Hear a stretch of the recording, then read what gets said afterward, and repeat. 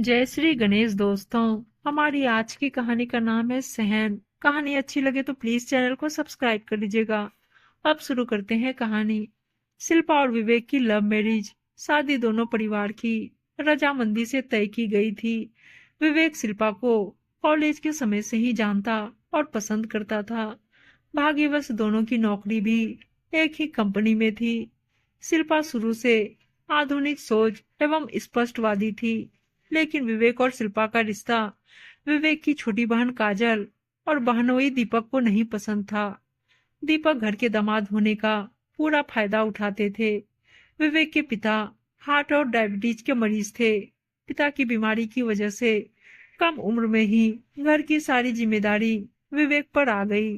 तो उसने तय किया कि वो पहले अपनी छोटी बहन की शादी करेगा, बाद में अपनी। दीपक शुरू से इस शादी के खिलाफ थे, क्योंकि वो अपने किसी नजदीकी रिश्तेदार की लड़की से विवेक की शादी कराकर विवेक पर एहसान और घर में अपनी पकड़ मजबूत करना चाहते थे। लेकिन विवेक के आगे उनकी एक भी ना चली, क्योंकि विवेक ने साफ साफ लफ्जों में कह दिया था कि वो जब भी शादी करेगा शिल्पा से ही करेगा। विवेक की माँ शीला जी अपने इकलौते बेटे को खोना और उसकी नजरों में बुरी माँ नहीं बनना चाहती थी, सो उन्होंने भी विद्रोह नहीं किया और शादी के लिए राजी हो गई। लेकिन इन सब में वो अपनी बेटी काजल और दामाद पर आंख बंद करके भरोसा करती थी। जो बात बेटी दामाद ने कही वो पत्थर की लकीर हो जाती थी उनके लिए। वो वही काम करती या करना पसंद करती जो उनके दामाद को पसंद था, और अगर किसी ने कुछ कहा तो रोना धोना शुरू हो जाता था। शादी की शुरुआत से ही दीपक और काजल का रवैया शिल्पा और उसके छोटे भाई को पसंद नहीं था। दीपक और काजल हमेशा शिल्पा के पिताजी तरुण पांडे से उनका नाम लेकर बात करते, औपचारिकता बस, भूल कर भी कभी नमस्ते या प्रणाम नहीं करते, और बात बात में उनको नीचा दिखाने की कोशिश करते। कभी पैसों को लेकर, कभी रुतबे को लेकर, तो कभी व्यवस्था के नाम पर।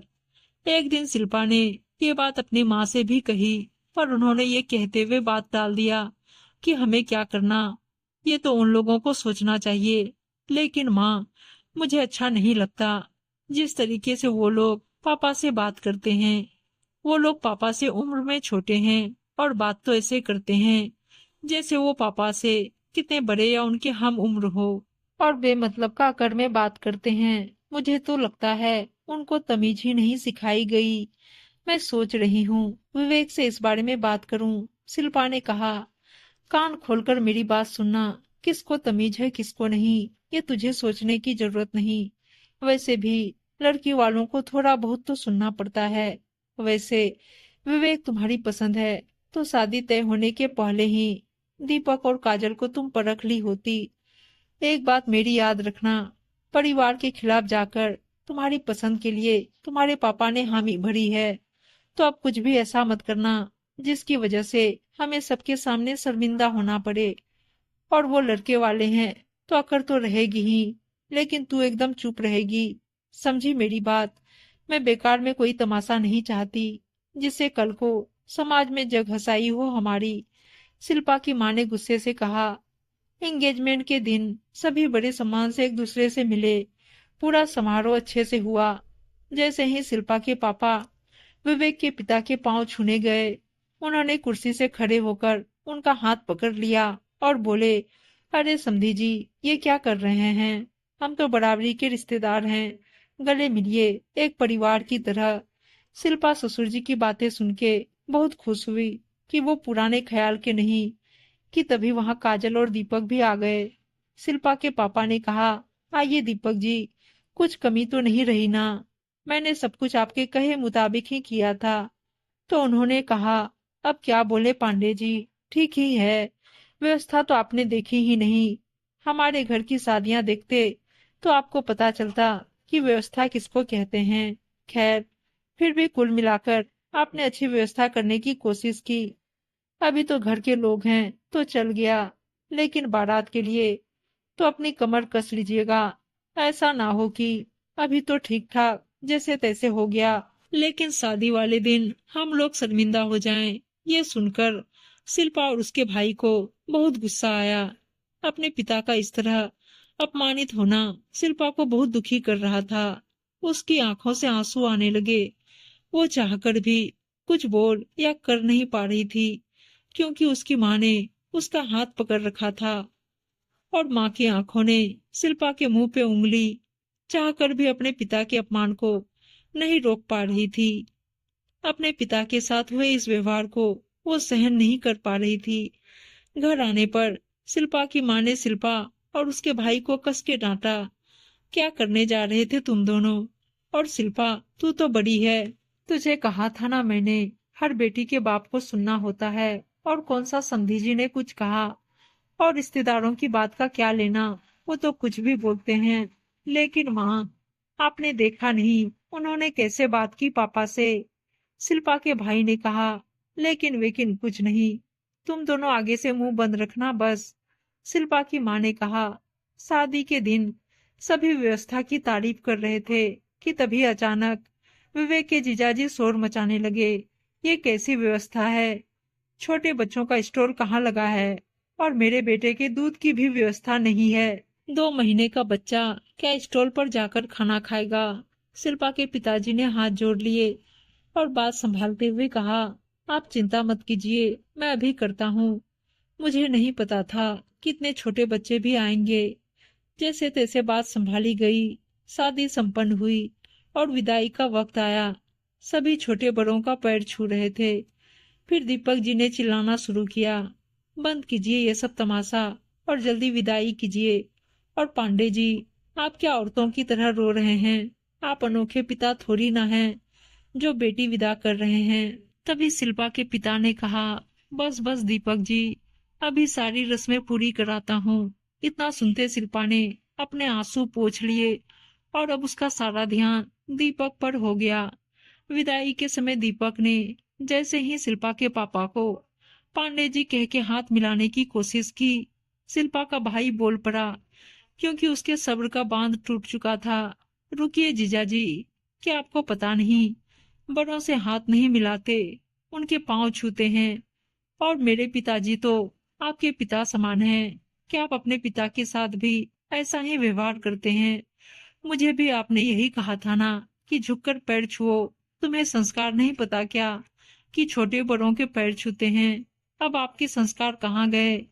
देख लीजिए पांडे जी, यही तमीज और संस्कार सिखाया है आपने। दीपक ने कहा।